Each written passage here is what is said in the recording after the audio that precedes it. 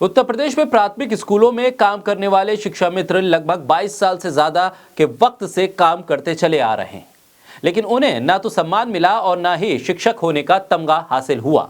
हाँ, इतना जरूर हुआ कि जब सरकार को जरूरत पड़ी तो इन्हें शिक्षक बना और जब जरूरत पड़ी तो इन्हें शिक्षक मित्र बताकर इनका अपमान करने में देरी नहीं लगाई। देश के प्रधानमंत्री नरेंद्र मोदी ने लोकसभा चुनाव के वक्त मंच से कहा था कि शिक्षक मित्र बिल्कुल चिंता ना करें, आज से शिक्षा मित्र उनकी जिम्मेदारी है। लेकिन लखनऊ में शिक्षा मित्र धरना दे रहे हैं। अब तक ना तो प्रधानमंत्री मोदी ने कोई ट्वीट किया और ना ही कोई संदेश उनका आया।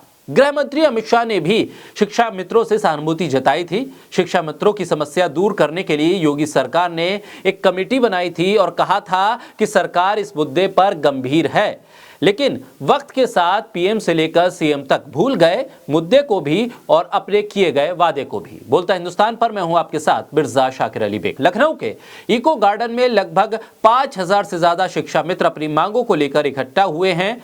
शिक्षा मित्र अपने स्वाभिमान बचाओ रैली के जरिए अपनी मांगों को रख रहे हैं।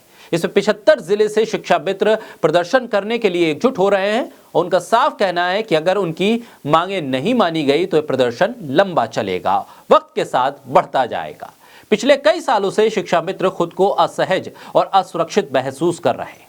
बार बार उनकी समस्याओं के समाधान का भरोसा देने के बावजूद कोई फैसला सरकार की तरफ से नहीं लिया जा रहा है। शिक्षा मित्रों की सैलरी इतनी कम है कि आज वो अपने परिवार तक को ढंग से तमाम सुविधाएं नहीं दे पा रहे, इलाज तक नहीं करवा पा रहे, बच्चों की अच्छी शिक्षा की व्यवस्था भी नहीं करवा पा रहे। पीएम मोदी से लेकर बीजेपी के मंत्रियों की खामोशी के बीच बीजेपी के सांसद वरुण गांधी बोले। उन्होंने कहा कि शिक्षा मित्रों की मांगों का समर्थन है और साथ ही वरुण गांधी ने चुनाव में किए गए वादों को भी याद दिलाते हुए पूछा कि आखिर क्यों शिक्षा मित्र सिर्फ चुनाव के वक्त ही याद आते हैं। 26 मई 1999 को संविदा के आधार पर शिक्षा मित्रों की नियुक्ति की गई थी। लगातार नौकरी करने के बाद शिक्षा मित्रों ने स्थायी करने की मांग शुरू की। जून 2013 में 1,72,000 शिक्षा मित्रों को सहायक शिक्षक के तौर पर एडजस्ट करने का फैसला अखिलेश यादव की सरकार ने लिया। सरकार के इस फैसले को पहले से काम कर रहे और टेट पास शिक्षकों ने हाईकोर्ट में चुनौती दी। हाईकोर्ट ने जरूरी योग्यता न होने के आधार पर शिक्षा मित्रों के समायोजन को रद्द कर दिया। इसके खिलाफ शिक्षा मित्र और राज्य सरकार सुप्रीम कोर्ट गए। कोर्ट में मामला लंबित रहने के दौरान 1,72,000 से करीब 1,38,000 शिक्षा मित्र सहायक शिक्षक के तौर पर एडजस्ट कर दिए गए। इनका वेतनमान भी सहायक अध्यापक की तरह 30,000 से 45,000 हो गया था। इसी बीच सुप्रीम कोर्ट ने याचिकाओं को खारिज कर दिया। इसके बाद 2017 में सरकार ने सुप्रीम कोर्ट का हवाला देते हुए उन सभी सहायक अध्यापकों को दोबारा शिक्षा मित्र बना दिया। इनका वेतनमान भी 10,000 रुपए कर दिया गया।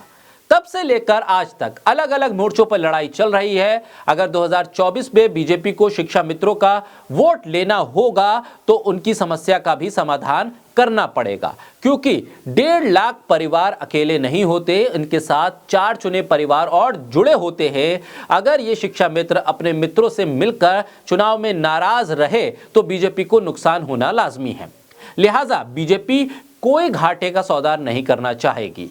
लिहाजा जिस तरह से चुनावी मंच से मुख्यमंत्री और प्रधानमंत्री ने शिक्षा मित्रों की रक्षा की जिम्मेदारी ली थी, अब समय आ गया है कि वो अपना वादा पूरा करें।